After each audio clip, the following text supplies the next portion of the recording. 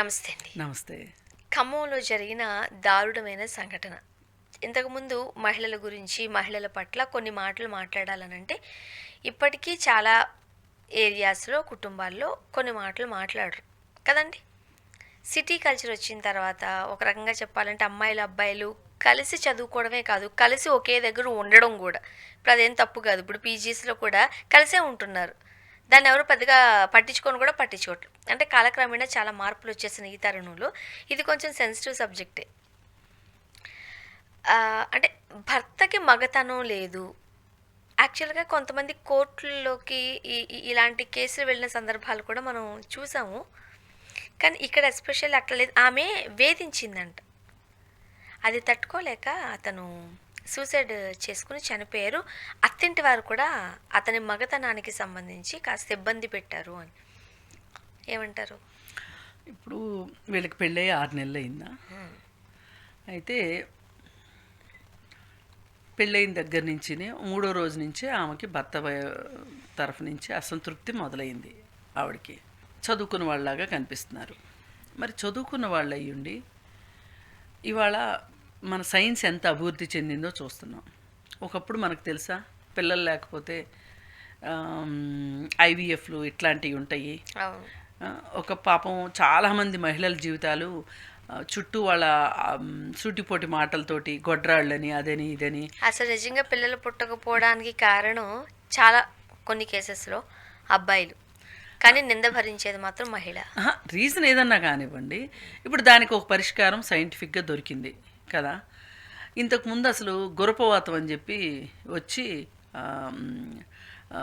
బిడ్డ అడ్డం తిరిగింది అని చెప్పి చచ్చిపోయేవాళ్ళు. డెలివరీలో మహిళలు చనిపోయేవాళ్ళు. దానికి కారణం ఏంటి అని చెప్పి చూస్తే ఆ తర్వాత 7వ నెలలోనే ఏమో ఇంజెక్షన్ చేస్తే అప్పుడు గురపవాతం అనేవాళ్ళు. అది రాకుండా ఇప్పుడు ఆ కారణంతో ఏ మహిళ చనిపోవట్లా, ఇంజెక్షన్స్ వచ్చేసినాయి. ఇట్లా ఎన్ని వచ్చినాయి. పోలియోకే మనం కనిపెట్టాము, బీసీజీ ఇంజెక్షన్స్ ఇన్ని వచ్చిన తర్వాత ఇది ఒక సమస్య కాదు.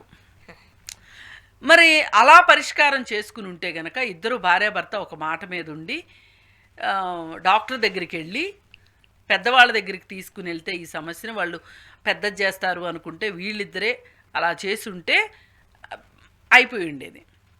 ఒకవేళ ఇది పెద్దవాళ్ళ దగ్గరికి కూడా చేరిన తర్వాత పెద్దవాళ్ళైనా కాస్త ఓపిక బట్టి దీనికి ఒక పరిష్కార మార్గాన్ని చూసుకుంటే అయిపోయి ఉండేది. అసలు ఇవన్నీ వద్దు, నాకు ఈ తలనొప్పి ఎందుకు అనుకుంటే విడాకులు తీసుకోవచ్చు. వేధించడం ఎందుకు అంటే ఇదే ఇప్పుడు ఒకటి, ఇప్పుడు అతనుకి పిల్లలు పుట్టరు, లేదు మగతనం లేదు, సంసారానికి పనికిరాడు అనుకున్నావు, నీకు అర్థమైంది. ఇప్పుడు అది ప్రపంచంలో ఎవరికన్నా భార్యకే తెలుస్తుంది. అది తెలిసినప్పుడు మీరు చేయాల్సింది ఏంటి, ఇంకా నాకు వద్దు అని విడాకులైనా తీసుకోవచ్చు. లేదు అనుకుంటే రెండో విషయం నేను చెప్పాను కదా, డాక్టర్ దగ్గరికి వెళ్ళి ఒక ప్రయత్నం చేసి అయితే కూడా అవ్వకపోతే అప్పుడు విడాకులు కూడా తీసుకోవచ్చు.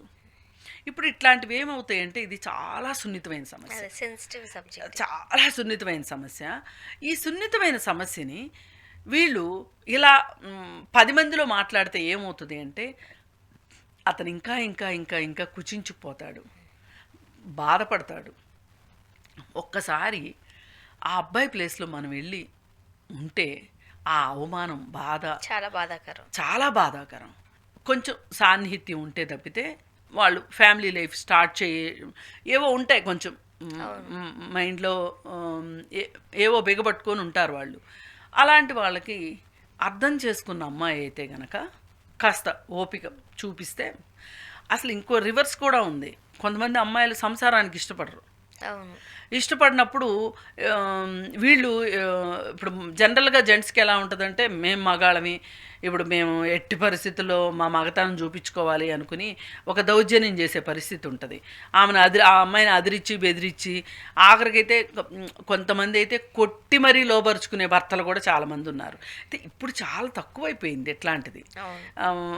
అలా లేదు చాలా వరకు. అంటే ఎక్కడన్నా పల్లెటూరులో ఉండొచ్చు, కానీ అసలు నాకు ఒకసారి మనం కొన్ని కమ్యూనిటీల్లోకి వెళ్తాం కదా, బస్తీల్లోకి అది వెళ్ళినప్పుడు మంచానికి కట్టేసేవాళ్ళంట ఆ అమ్మాయిని. పారిపోతుందని చెప్పి, అంటే సంసారానికి ఇష్టపడట్లేదని. ఆ అమ్మాయి ఎందుకు సంసారానికి ఇష్టపడట్లేదో అర్థం చేసుకోవాలనే ఒక ఎడ్యుకేషన్ లేదు అక్కడున్న మనుషుల మధ్యలో. అట్లాగే ఇంకొంతమంది నేను అత్తగారింట్లో ఉండను అని పారిపోయి వచ్చేస్తే పుట్టింటి వాళ్ళే దగ్గరుండి తీసుకెళ్ళి కొట్టి వాళ్ళ అత్తగారు వాళ్ళకి అప్పచెప్పి మీ ఇష్టం వచ్చినట్టు చేసుకోండి. ఇప్పుడు మీరు ఒక మొకరు ఆవుని లేదంటే ఆ గేదెని సంత నుంచి తెచ్చుకున్నారనుకో, మీరు ఎట్లా చేసుకుంటారు? అట్లాగే చేసుకోండి అని చెప్పి వాళ్ళ ఇంటికి తీసుకెళ్ళి వదిలిపెట్టిన సందర్భాలు కూడా ఉన్నాయి. అంటే కానీ వాటి నుంచి మనం కొంచెం మారుతా అండి విన్నదే, అంటే ఇప్పుడు కాదు నాకు తెలిసి, ఇప్పుడు మా అమ్మమ్మ గారు ఆ టైంలో అయి ఉండొచ్చేమో. ఇంటికి వచ్చిన కోడలు అత్తగారి దగ్గర పడుకునేవారట. అప్పుడు అత్తగారు ఏదో ఒక టైంలో ఆమెను తట్టి వాళ్ళ అబ్బాయి దగ్గరికి పంపించేవారట. వేసుకునే మట్టి గాజులు కానీ కాలి పట్టీలు సౌండ్ కూడా రాకూడదు అని చెప్పేవారు అట. మళ్ళీ సైలెంట్గా వచ్చి అత్తగారి దగ్గర పడుకోవాలంట. ఆమె ఎప్పుడు హస్బెండ్ దగ్గరికి వెళ్ళింది, ఆమె హస్బెండ్తో మాట్లాడాలి, ఇవన్నీ ఉండేవి కాదంట. మాట్లాడడం కూడా ఉండేది కాదంట. అత్తగారు పంపిస్తేనే ఆ గంట ఎంతసేపు తను ఏమన్నా చెప్పాలనుకుంటే చెప్పి వచ్చేవారట. నిజమేనా ఇది? ఇవన్నీ ఉన్నాయి, పాతకాలంలో ఉన్నాయి, చాలా ఆంక్షలు ఉండేవి. అసలు చూసేవారు కూడా కాదంట హస్బెండ్ని. అసలు పగల టైంలో వాళ్ళు పొద్దున్నే లేచి పొలం వెళ్ళిపోయేవాళ్ళు, ఎప్పుడో సాయంకాలం చీకటి పడ్డాక వచ్చేవాళ్ళు. మళ్ళీ రాత్రిపూట ఇప్పుడు అప్పట్లో ఈ వ్యవసాయ పనుల మూలాన ఇప్పట్లాగా భార్యాభర్త ఇద్దరు సతీ సమేతంగా పెళ్ళిళ్ళకి వెళ్ళటం అయ్యి లేవు. అప్పట్లో వెళ్తే మగవాళ్ళకి బాగా పనులుంటే పొలాలు వెళ్తే ఆడవాళ్ళు ఓ 4-5 ఆడవాళ్ళు ఓ బండి కట్టుకొని ఎవరో ఒక మగ మనిషికి ఇచ్చి పంపించేవాళ్ళు వాళ్ళని. లేదు అనుకుంటే మగాళ్ళే వెళ్ళేవాళ్ళు. ఇప్పుడు ఎంగేజ్మెంట్ పార్టీలు ఇవన్నీ చూస్తుంటే నవ్వు వస్తుంటుంది. ఒకప్పుడు నాకు తెలిసిన తర్వాత కూడా 5 మంది వెళ్ళేవాళ్ళు ఎంగేజ్మెంట్కి. అంతే 5 అందులో ఒక పెద్ద ముత్తైదు ఉండాలి, 4 మగాళ్ళు, ఒక మహిళ, అది కూడా బాగా పెద్ద ఆవిడ జుట్టు నెరిసిన ఆవిడ వెళ్ళేది. అట్లా ఉండేది. కాస్త ఇప్పుడు ఇవాళ ఇలా అయిపోయింది అనుకోండి. ఈ రోజు క్వశ్చన్ చేసే దగ్గరకు వచ్చేసరికి గుర్తొస్తున్నాయి ఇవన్నీ గుర్తొస్తున్నాయి. ఇప్పుడు ఈ అమ్మాయి సమస్యకి పాపం అతను ఆత్మహత్య చేసుకోవటం మటుకు చాలా బాధాకరమైన విషయం. ఈ అమ్మాయి కొంచెం సమయం పాటించి ఉండాల్సింది. పైగా ఏదో పండగని పిలిచి అందరి ముందు అతన్ని అవమానించారంట. అందుకని అతను అది తట్టుకోలేకపోయినట్లున్నాడు. అసలు మామూలుగా ఇలాంటి సమస్యలు ఉండేవాళ్ళే ఎంతో కొంత ఆత్మన్యూనతతో ఉంటారు, ఇన్ఫీరియారిటీ కాంప్లెక్స్తో ఉంటారు. అలా ఉండేటప్పుడు ఇలాంటివి ఏమన్నా జరిగినాయి అనుకోండి, ఇంకా అగ్నికి ఆజ్యం పోసినట్టు అవుతుంది కదా. ఇబ్బందికరమే. చెప్తున్నట్టు గుర్తొచ్చింది, రీసెంట్గానే జ్యోతికను మమ్ముట్టి గారితో ఒక సినిమా ఉంటుంది, ఇదే కాన్సెప్ట్. అతనికి అబ్బాయిలంటే ఇంట్రెస్ట్, అఫ్కోర్స్ వైఫ్తో కూడా ఉంటారు, ఒక పాప కూడా పుడుతుంది.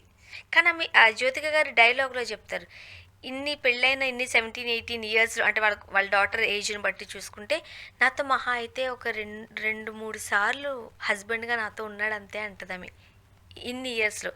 ఇది చాలా సెన్సిటివ్ సబ్జెక్ట్, చాలా చాలా నీట్గా తీశారు ఆ సినిమాను కూడా. ఇదే లాస్ట్కి ఆమె వేరే పెళ్లి చేసుకోవడానికి అంటే ఇష్టం చూపిస్తుంది. మమ్ముట్టి గారే ఆమెకు ఏదో పెళ్లి కొడుకుని తీసుకురాడాలు ఇవన్నీ చూస్తారు. అంటే ఇలాంటి డిఫరెంట్ సబ్జెక్ట్స్ మనం చూస్తూనే ఉన్నాం కదా. అవును, దీనికి ఒకటే పరిష్కారం. ఇతను చనిపోకుండా ఉండాలి అంటే 1-2 విషయాలు జరిగి ఉండాల్సింది. వీళ్ళు హాస్పిటల్ కన్నా వెళ్ళి ఉండాల్సింది, లేదు అనుకుంటే గప్చిప్గా విడాకులన్నా తీసుకుని ఉండాల్సింది. ఇది కాదు అంటే గనక ఇలా అవమానించకుండా ఉండి ఉన్నట్లయినా బాగుండేది, అతని ప్రాణం నిలబడేది. ఇది మట్టుకు బాధాకరమైన, కాస్త ఇబ్బందికరమే. థ్యాంక్ యూ అండి. Thank you.